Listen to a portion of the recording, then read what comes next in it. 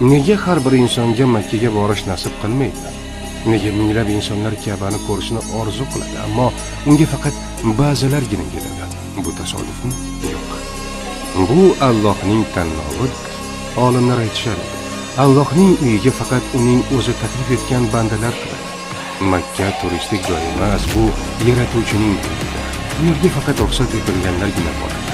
Qarang, qancha odam pul to'playdi, hujjatlar tayyorlaydi, ammo oxirgi paytda hammasi bekor bo'ladi. Ammo shundaylar ham borki, u safarni hatto rejalashtirmagan bo'lsa ham, Alloh unga bu imkoniyatni beradi. Nega shunday? Chunki Alloh qalblarni tanlaydi. Payg'ambarimiz sollallohu alayhi vasallam aytganlar: Umra qiluvchi ziyoratchi Allohning mehmonidir. U zot ularni chaqirdi va ular javob berdi. Agar ular undan bir narsa so'rasalar, Alloh ularga beradi.